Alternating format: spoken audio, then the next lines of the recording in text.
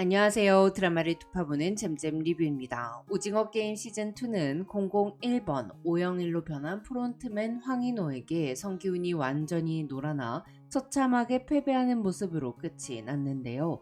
과연 2025년에 공개될 오징어 게임 시즌3에서 성기훈은 게임을 만들고 즐긴 사람들에게 복수를 하고 게임을 멈춰서 사람들을 살릴 수 있을까요? 그래서 이 영상에서는 시즌2에 담긴 메시지들을 짚어보고 쿠키 영상과 중요한 떡밥들을 통해 시즌3를 예측해 보도록 하겠습니다. 그럼 바로 시작합니다. 사람 한 명이 죽을 때마다 상금이 1억씩 올라가서 총 456억을 받게 되는 이 게임은 1988년 시작한 이래 매년 계속되고 있었습니다. 세상은 점점 더 살기 힘들어졌기 때문에 참여자를 찾아내는 것은 어려운 일이 아니었죠.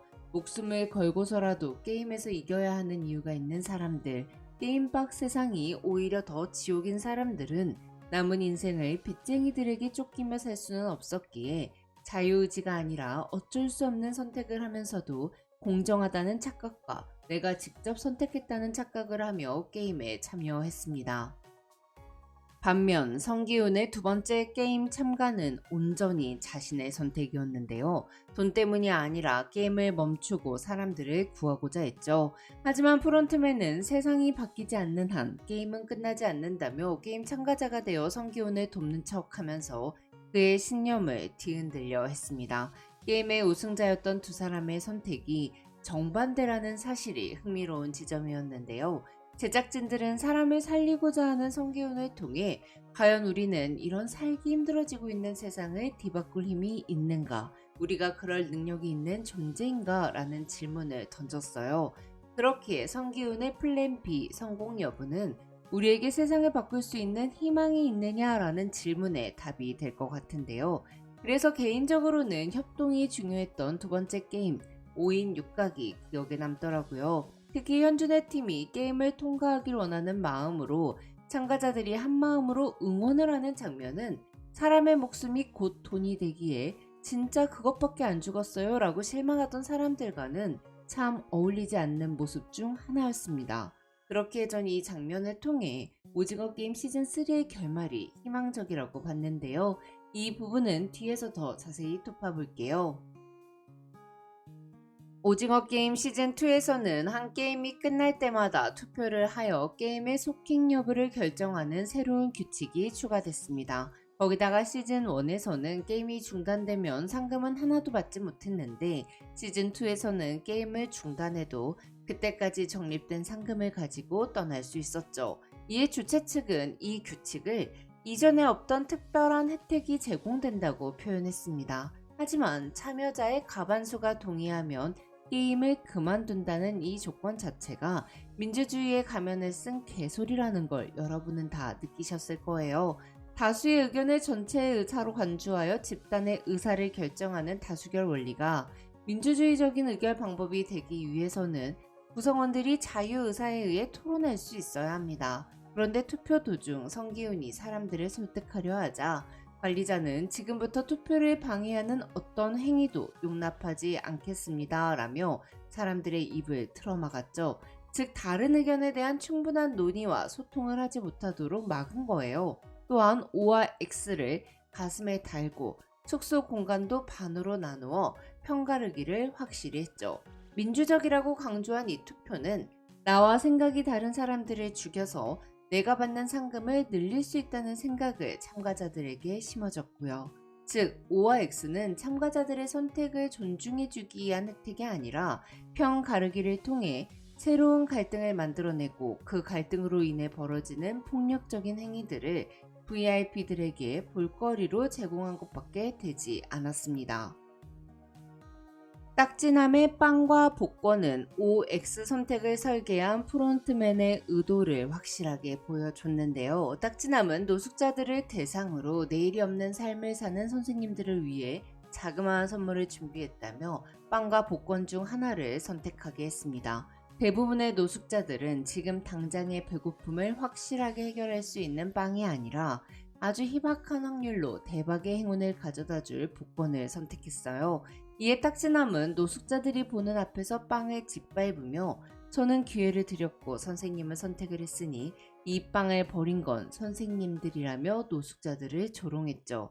게임의 참가자들도 빵처럼 작지만 확실한 상금을 갖고 게임을 그만두는 대신 노숙자들이 복권을 선택한 것처럼 희박한 희망의 기대, 큰 상금을 갖기 위해 한 판 더를 외쳤습니다. 이로써 코인 유튜버 이명기의 말처럼 투자의 최종 책임은 본인에게 있기에 목숨을 건 게임을 자발적으로 지속하겠다고 한 사람들은 죽음이라는 최종 책임을 지게 됐는데요. 세 번째 게임이 끝나자 1인당 상금은 3억 5,600만 원이 됐습니다. 이후 투표에서 게임을 그만두겠다는 찬성표가 한 표 차이로 앞서가자 001번 오영일은 일부러 X를 눌러서 동점을 만들었는데요. 영일은 처음부터 참가자들이 서로 죽이는 스페셜 게임을 기다려왔던 것 같아요. 오영일은 먼저 찬성팀을 공격하자고 했으나 성기훈은 우리끼리 서로 죽고 죽이는 게 바로 그놈들이 원하는 것이니 우리는 이 게임을 만들고 하는 걸 지켜보는 놈들과 싸워야 한다고 생각했습니다. 이에 기훈은 싸움이 끝날 때까지 침대 밑에서 숨어서 기다리다가 진압하기 위해 병정들이 왔을 때 그들을 덮쳐 총을 빼앗자는 계획을 세웠는데요. 오영일의 말대로 성기훈의 이 작전은 희생을 치르더라도 이번 기회를 놓치면 더 큰 희생을 치르게 될 테니 대의를 위해서 작은 희생쯤은 감수하겠다는 것이 바탕이 되어 있었습니다. 그런데 대의를 위해 소수는 희생되어도 어쩔 수 없다는 생각을 하는 건 자신이 다수에 속해 있고 소수가 아니라고 확신하고 있기 때문 아닐까요? 게임을 끝내야 한다는 사명감이 사람을 살리는 게 우선이다라는 성기훈의 신념을 흔들어 몰아세운 것 같은데요. 이후 병정들의 총을 뺏은 기훈을 비롯한 참가자들은 적으로 규정한 관리자들과 전쟁을 시작했습니다. 하지만 탄약을 가지러 갔던 대우가 돌아오지 않으면서 그들은 어쩔 수 없이 항복했고 병정들의 총에 의해 사망했는데요. 사실 나연이 아빠 경석이가 너무 분량도 없이 허무하게 죽어서 좀 황당하더라고요. 만약 경석을 쏜 병정이 노을이라면 경석의 아픈 딸을 생각해서 노을이 경석을 죽이진 않았을 수도 있을 것 같아요. 만약 경석이 이대로 죽는다면 굳이 이진욱 배우를 캐스팅하지 않아도 되지 않았을까요? 개인적으로는 노을이 경석의 어깨 정도의 총을 쏴서 그를 죽이지 않고 장기를 거래하는 관리자들이 경석에 관해 십자가 표시를 하도록 한 후 장기를 빼내는 수술을 당하기 전에 노을이 경석을 구해주지 않을까 싶습니다. 노을이 북에 두고 온 자신의 아기 때문인지 유독 경석의 딸에게 눈길이 향했었으니까요. 한편 오영일은 죽은 척 연기를 한 후 프론트맨의 가면을 쓰고 성기훈 앞에 나타나 너의 영웅놀이의 결과가 어떤 건지 잘 보라며 기훈의 앞에서 정배에게 총을 쐈습니다. 시즌3에서는 살아남은 현주와 대호, 용식과 금자, 명기와 준이가 성기훈과 함께 다음 게임을 하게 될 텐데요. 게임에 앞서 게임을 속행할지 결정할 투표를 아침에 다시 하기로 했으니 시즌3의 첫 장면은 OX 투표를 하는 장면이겠죠. 그런데 지난밤 관리자들과의 전투에 참여했던 인물은 다 X쪽 사람들로 기훈과 오영일을 포함해 총 8명이었습니다.